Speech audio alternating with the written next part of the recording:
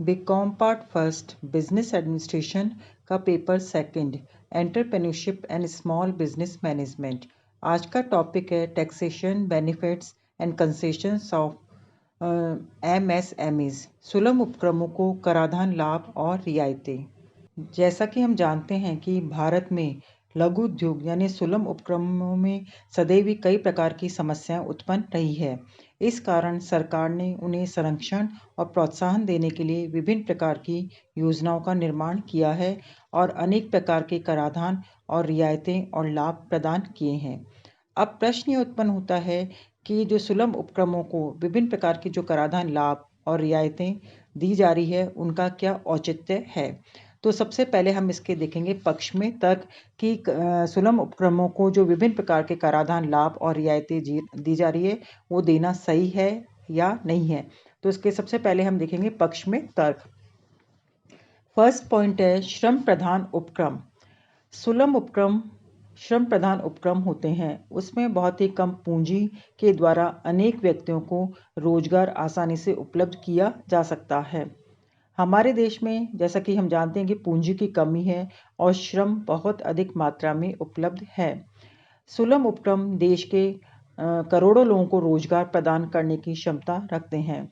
अतः विद्वानों का तर्क यह है कि सुलभ उपक्रमों को कराधान लाभ और रियायतें दी जानी चाहिए। नेक्स्ट है अच्छी वित्तीय सुविधाओं की कमी। हमारे देश में सुलभ उपक्रमों को जो प्राप्त होने वाली वित्तीय सुविधाएं हैं वो बहुत ही कम है। बैंक और जो फाइनेंशियल इंस्टीट्यूशंस है वो इन्हें लोन देने में इंटरेस्टेड बहुत ही कम होते हैं। यदि इन सभी से वित्त प्राप्त होता भी है तो वो बहुत ही अधिक एक्सपेंसिव होता है। अतः सरकार के द्वारा इन्हें करों में लाभ और रियायतें दी जानी चाहिए। नेक्स्ट है वृहत उपक्रमों से प्रतिस्पर्धा। सुलभ उपक्रमों का जैसा कि हम जानते हैं आकार काफ़ी छोटा होता है। इसके विपरीत जो बड़े बड़े उपक्रम हैं वो बड़े पैमाने पर उत्पादन करते हैं और कम लागत पर करते हैं। इसके अलावा जो बड़े उपक्रम हैं उनकी अपनी सौदाकारी शक्ति से उत्पादन के संसाधनों को न्यूनतम मूल्य पर प्राप्त कर लेते हैं, तो उन्हें भाव के विपणन में भी अनेक मितव्ययता प्राप्त हो जाती है। इस कारण जो वृहत उपक्रमों की जो प्रतिस्पर्धी शक्ति है वो सुलभ उपक्रमों की तुलना में काफ़ी अधिक होती है। इस कारण सुलभ उपक्रमों को कुछ कर लाभ और रियायतें देना उचित होता है। नेक्स्ट है अपर्याप्त सरकारी सहायता। सरकार के द्वारा जो दी जाने वाली सुविधा है वो भी काफ़ी कम है।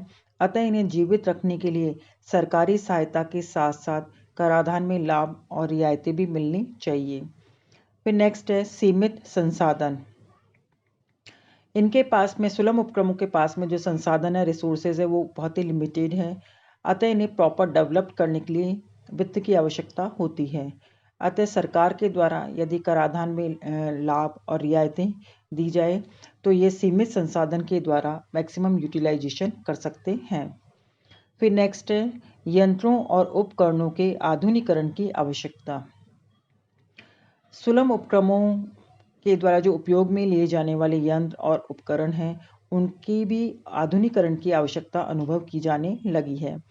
अतः इन्हें नए नए यंत्र खरीदने की प्रोत्साहित करने के लिए इनको एनकरेज करने के लिए भी कराधान में राहत दी जानी चाहिए।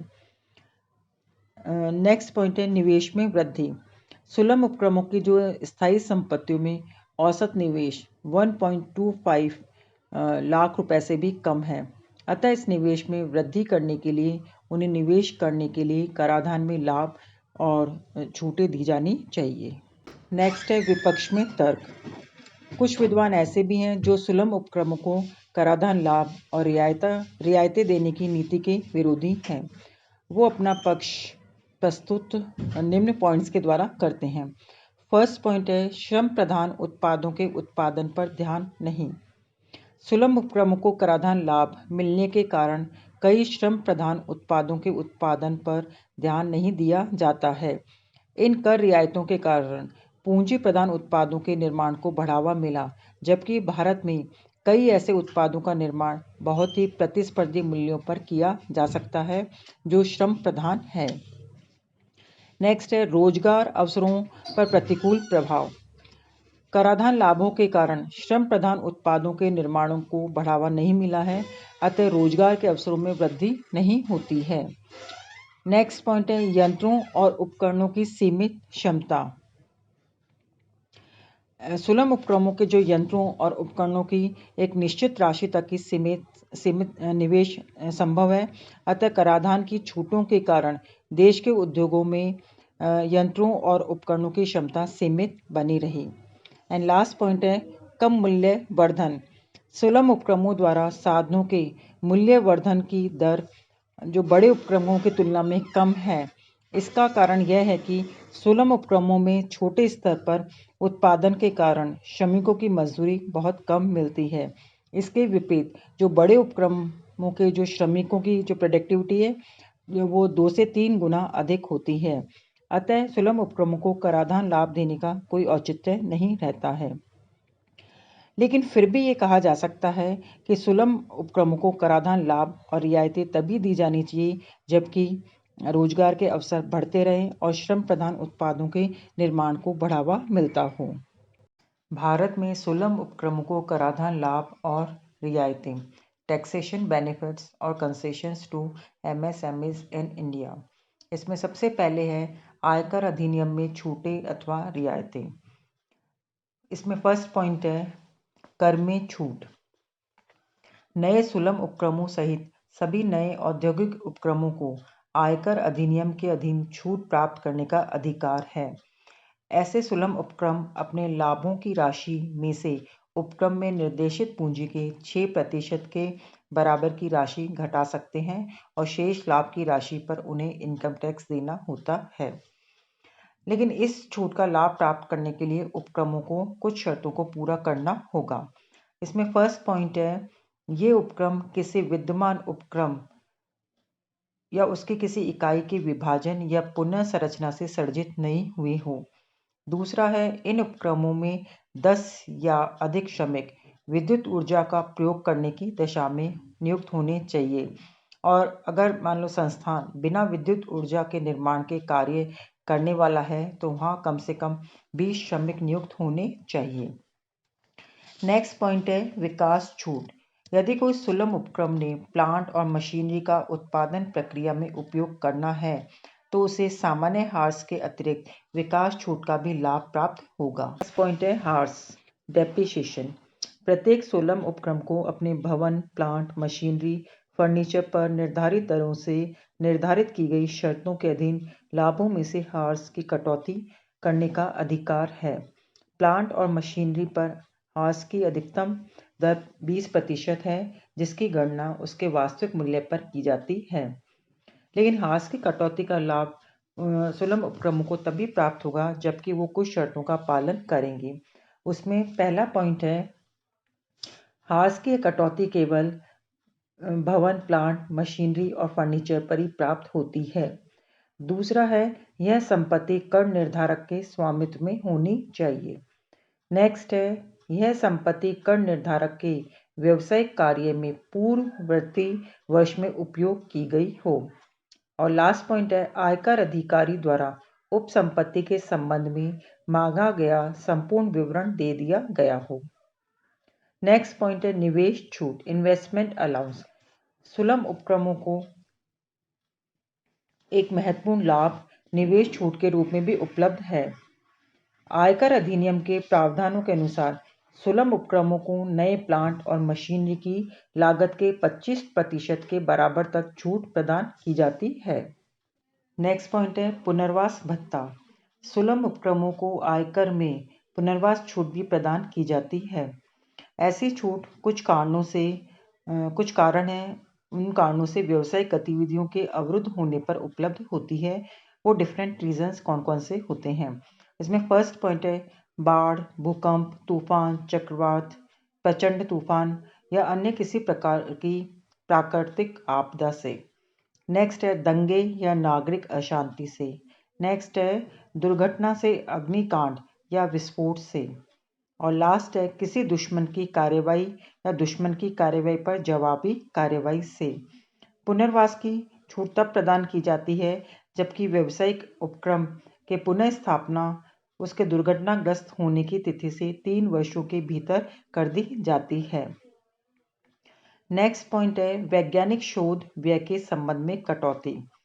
यदि कोई सुलभ उपक्रम वैज्ञानिक शोध करने या शोध के उद्देश्यों के लिए कोई खर्चा करता है तो उसे इस अधिनियम के अधीन छूट प्राप्त करने का अधिकार होता है, लेकिन यह छूट तभी उपलब्ध होगी जबकि कुछ शर्तों की पालना होगी।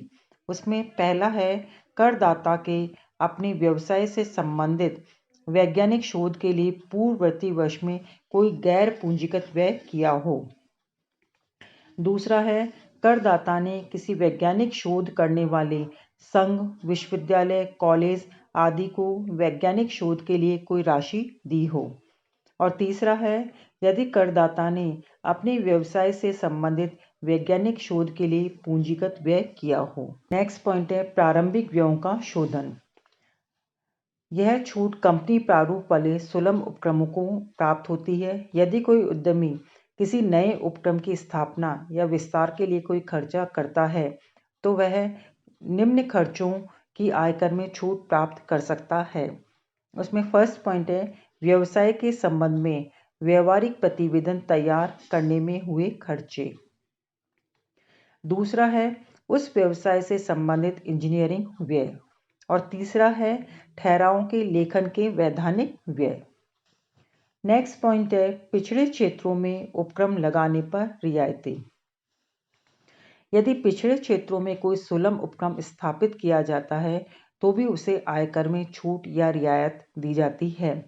यदि कोई उपक्रम गैर पिछड़े क्षेत्र से पिछड़े क्षेत्र में स्थानांतरित किया जाता है तो उसे भी यह छूट प्रदान की जाती है।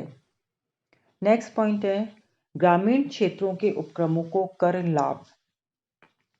यदि कोई उद्यमी ग्रामीण क्षेत्र में सुलभ उपक्रम स्थापित करता है तो उसे भी आयकर में छूट प्राप्त करने का अधिकार दिया गया है। इस प्रावधान के अनुसार ग्रामीण क्षेत्र में स्थापित किए गए उपक्रम से हुए लाभ की 20% राशि करदाता की आय में से घटा दी जाती है और ऐसी छूट का लाभ उस उपक्रम द्वारा उत्पादन प्रारंभ करने की तिथि से 10 वर्षों तक मिलता है। नेक्स्ट पॉइंट है एकस्व अधिकारों के तथा कॉपीराइट अधिग्रहण के व्ययों पर कर लाभ।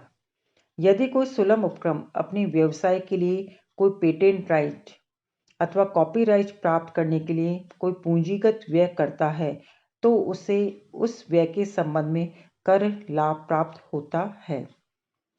नेक्स्ट पॉइंट है पुस्तक प्रकाशन व्यवसाय के संबंध में कर लाभ। यदि कोई उद्यमी पुस्तक प्रकाशन व्यवसाय के लिए सुलभ उपक्रम प्रारंभ करता है तो उसे भी आयकर में छूट प्राप्त होती है। आयकर के बाद में नेक्स्ट है उत्पादन शुल्क रियायतें।